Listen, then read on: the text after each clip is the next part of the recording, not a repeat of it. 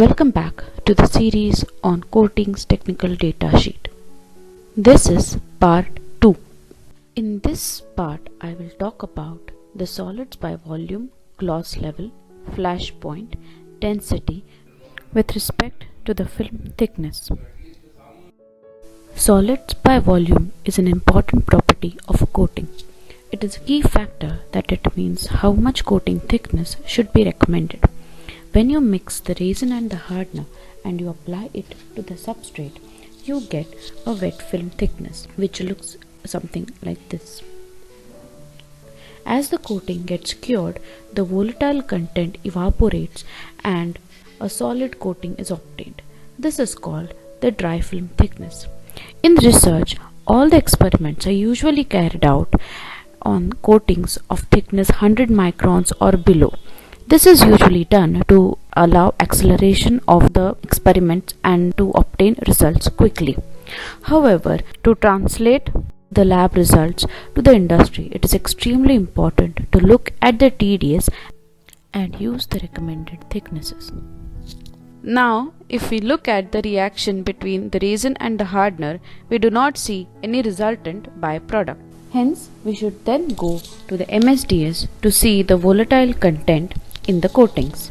A general look tells us that components such as xylene, benzyl alcohol, formaldehyde may be contributing to the volatile content.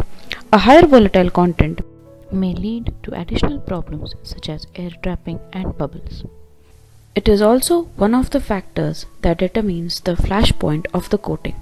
Flash point is the lowest temperature at which a liquid vaporizes enough to become combustible.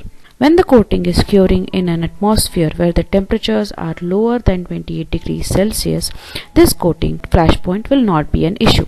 However, at higher temperatures, the flash point will play a significant role during mixing and application of the coating. If you have seen the previous video, I talked about the highest temperature of substrate for efficient curing of the coating.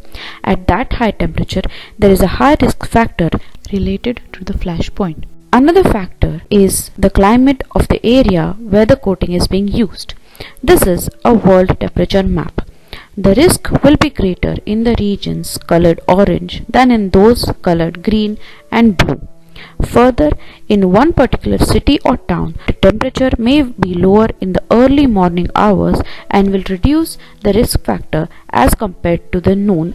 The gloss level is important when the visibility, appearance and texture is critical in the application, such as closed spaces in ships for visibility, kitchen components and building exteriors for appearance.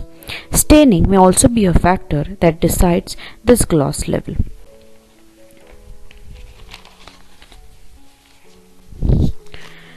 From the research point of view, gloss level is dependent on pigment volume concentration, type of pigment, shape and size of pigments, and the polymer chain formation, which may be affected by the contents. If the shape and size of the pigments is angular, the reflection of light will be different as compared to the round pigments. Further, more proportion of pigments will reflect the light more as compared to lesser pigments. If the pigments are smaller in size, that size will also affect the reflection of light as compared to the pigments which are bigger in size. If the resin is reacted with another material such as oils to increase their polymer chain length, it may change the roughness of the coating. This is seen in these two figures. This diagram shows a resin without any addition of oil, and this is a schematic of the resin with oil below. Such change in the roughness of the coating will further change the reflectance and the gloss level. Hence, when a particular coating is being developed in laboratories or is being researched for failure analysis, the gloss level is one of the factors that should be tested initially as well as later on. That will tell us whether the coating is degraded due to certain factors or whether it has a certain application area depending on the gloss level. If the coating has degraded due to UV or water absorption, there will be a change in the polymer chain concentration, and there will be a change in the bonding in the polymer chains as well.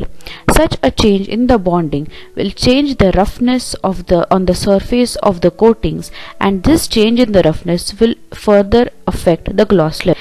Hence, if you see the new coat products and the failed coated products, there is a change in the glossiness of the coatings. That is because of the polymer changes, and these changes can be seen from the FTIR also. The structure of the polymer and the pigment will also affect the density of the dry coating. In the developmental stage of the coating, the bonds between the polymer chains will affect the density. Hence, an appropriate selection of the components is important. If the polymer chains are close to each other, such as in high density polyethylene, or they have strong hydrogen bonds between each other due to the hydroxyl or amine bonds, then the density will be greater. If the bonds are not as strong and there are fewer polymer chains that make up the coating structure, the density will be low. The pigment concentration will also affect this density. If the pigments are present in a particular concentration, the density will be affected accordingly. If the pigments are interfering with the polymer chains, or if they are in such a high number that there are voids in between them, or the polymer chains cannot sufficiently cover the pigments, then the density will be low. Such density will also affect the water absorption that happens when the coating is exposed to the environment of operation. Hence, in failure analysis, if there is a breakage of such bonds due to UV or water absorption, such density will reduce, and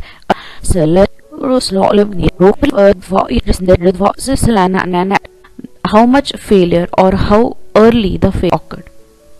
That is all for this video. In the next video in this series, I will talk about the science behind surface preparation and coating application. Please do like, comment, share and subscribe to my channel. Do let me know if you need any more information.